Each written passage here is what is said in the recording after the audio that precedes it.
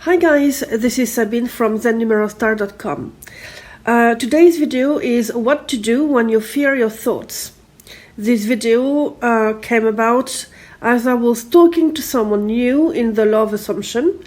As she started to understand the concept and all the notions associated with manifesting, she confessed to me that she was fearing her thoughts and asked me what she could do to stop fearing her thoughts so that they wouldn't manifest. So this is what this video is all about. I'm going to give you 3 tips on how you can kill your fears and get back on track. So actually more than 3 tips, it's a continuation of something logical. So the first thing I did myself, because I suffered from that as well. I was fearing that my negative thoughts would manifest. So first thing is, and you may want to do the same thing if you wish.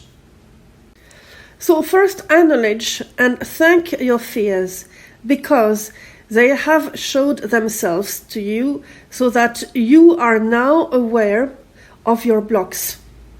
As you make peace with the thoughts that you fear and accept their existence, you are not resisting them any longer. And that is super important, because if you try to suppress your thoughts because you fear that they would manifest, they will pop up when you least expect them to, and it is very inconvenient indeed, because then sometimes they show up with intensity and it is more difficult to kill them. In practical terms, how do you make peace with something that is negative? Well, simply said, you accept that they are here, they are facing you, and usually what I try to tell myself is, okay, is it a matter of life or death? And 99.9% of the time it is not a matter of life or death, so I'm good to go. Next, what you may want to do is to ask yourself if those fears are part of past events or if they are just your assumptions of a future that hasn't happened yet. So be clear where they come from so that you can handle them better. Now, number 3, when your fears come from your past, you can ask yourself, are my fears blocking me right in this instant? Are they unfolding right this instant in front of me? Usually it's a no. So why do they pop up? Only because I don't want them to repeat themselves. I hear a lot of things related to your SP actually, when you've had a past story with them and now you are anticipating or looking for red flags. But you know, what I tell myself now is what is done as done, and that is it. And it's not going to repeat itself unless I let it or I want it. If your fears, however, belong to the future, you still have the opportunity to dissipate them by giving them another meaning, or decide that they don't have any power. You can also fight them back as they pop up, thanks to your ready to repeat mantras or affirmations or inner conversations. When I explained this quick process to my friend, to the lady in question, she said, yeah, I completely agree with you, but I have to say that this is more of a feeling that I have as well, and I fear in my heart that what I think might manifest. So I fear my feelings as well as my thoughts. So what can you do to help me? And I can relate, because obviously, especially in relation to a former SP, this is exactly what I was feeling and fearing at the same time. So remember what I told you about the purge and the necessity, if your feelings were overwhelming, to go through a purge. And remember as well that not to go through a purge of the way you feel about a situation, but the emotion itself, because the emotion wants to be expressed and wants to be heard and understood. Before giving you a bonus, I'm going to give you a quick recap. So now that you know where your fears are, and usually your fears represent a block or what we call also a resistance. So in that case, what you can do is accept their existence, decide on another meaning. If you need to have a purge of a certain emotion, please do so as well. Now here comes the bonus. As a bonus, I would highly encourage you to work on your new story and stick to it. Tighten all angles so that your fears don't find an audience anymore. The thing is, when you nurture your fears by spiraling down or adding to them, by adding new details, for instance, you fear even more. This is not doing you any favor.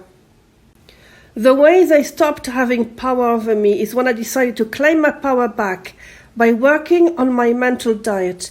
I can genuinely tell you that before working on my mental diet, I was doing a lot of yo-yo. Just a reminder for those of you quite new in this, that a mental diet is the art of paying attention to your thoughts as well as your triggers, and then to redirect everything to your end result. Now, your triggers are the way you feel when you hear or see or assume something that is opposite to what you're manifesting. Decoding your thoughts and triggers is where it all starts. So once you know exactly what you want, time to see why you are not experiencing it, and your opposite thoughts as well as triggers will show themselves to you. This is when you need to use your decision-making power and decide for yourself if it is healthy that you should continue to think poorly of what you want or feel that it is impossible to you.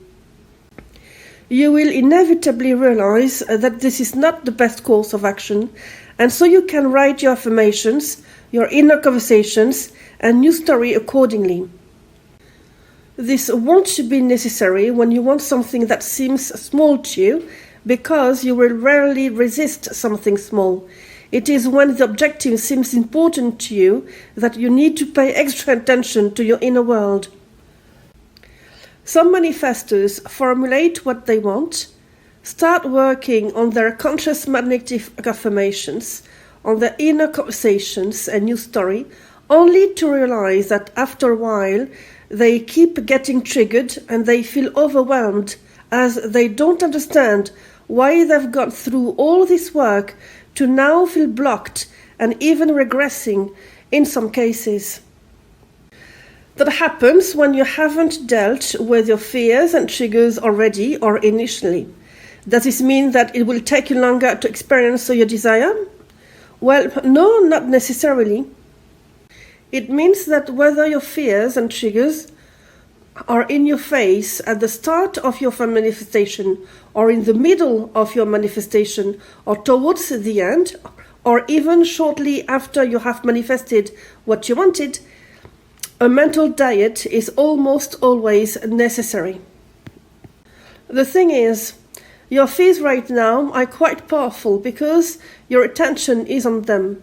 To make them powerless, you will need new thoughts and new feelings. This is why, to me, to be honest, a mental diet is a great remedy long term. I would associate it with a good self-image. I know it may sound like a lot, but to me your self-concept needs to be part of your mental diet, simply because the way you perceive yourself to be can eliminate any fear you may hold. For instance, let's say that you fear that your SP has forgotten about you. And let's say that while you're working on your self-concept, you realize that you are unique, you have that great characteristic, and that other great characteristic, and so on. So much so that you can then turn the situation around by telling yourself, oh yeah, obviously he thinks about me because I am so this and so that. If you don't work on yourself and your fears scream at you, for those of you who have poor self-esteem, there is a risk you could believe your fears. Can you see where this is going? If you want to be in charge and choose your thoughts as well as kill your fears, it is easier when you feel you're enough to achieve whatever you have set your mind to. You can influence your circumstances from within, but don't let your circumstances influence you. I know you can do it.